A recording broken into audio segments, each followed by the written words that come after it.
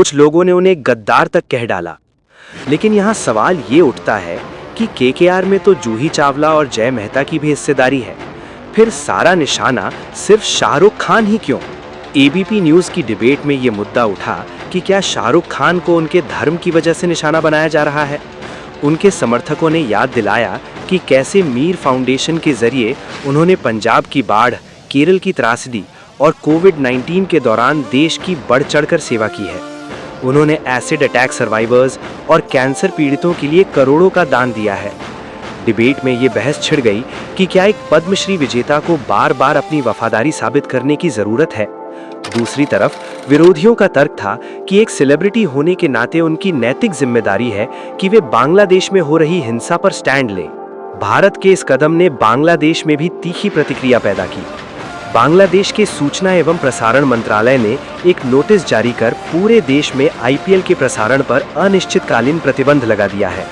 उनका तर्क है कि बीसीसीआई ने मुस्तफिजुर को हटाने का कोई वाजिब कारण नहीं दिया, जिससे बांग्लादेशी प्रशंसक आहत और गुस्से में हैं। इतना ही नहीं, ये विवाद अब अंतर्राष्ट्रीय स्तर पर पहुंच गया है।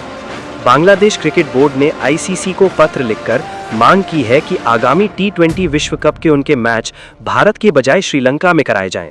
वे अब भारत दौरे पर आने से कतरा रहे हैं। इंडिया टुडे की रिपोर्ट के अनुसार बांग्लादेश की अंतरिम सरकार पर जनता का भारी दबाव था, जिसके कारण उन्होंने ये सख्त कदम उठाया है। अब सवाल ये है कि अगर पाकिस्तान के बाद बांग्लादेश से भी क्रिकेट संबंध खत्म होते हैं तो इसका खेल की अर्थव्यवस्था पर क्या असर पड़ेगा। विशेषज्ञों का मानना है कि आईपीएल की कमाई का मुख्य हिस्सा भारतीय ब्रॉडकास्ट राइट से आता है, इसलिए बांग्लादेश के बैन से आर्थिक नुकसान तो कम होगा, लेकिन कूटनीतिक नुकसान बहुत बड़ा हो सकता है। अतुल वासन जैसे पूर्व क्रिकेटरों का मानना है कि क्रिकेट को इतना बड़ा मुद्दा नहीं बनाना चाहिए। उनका कहना है कि अगर सरकार को बांग्लादेश पर दबाव बनाना है तो उसके पास और भी कई कूटनीतिक रास्ते हैं। दूसरी ओर प्रेम शुक्ला जैसे राजनीतिक विचारकों का मानना है कि जन भावनाओं का सम्मान करना जरूरी है। विक्रांत गुप्ता ने एक बहुत महत्वपूर्ण बात कही कि अब ये एक नॉर्म बनता जा रहा है।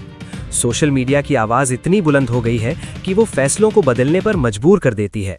लेकिन हमें ये भी सोचना होगा कि क्या हम अपनी वैश्विक खेल छवि को प्रभावित कर रहे हैं। भारत भविष्य में ओलंपिक की मेजबानी का सपना देख रहा है, जहां हर देश के खिलाड़ी आएंगे।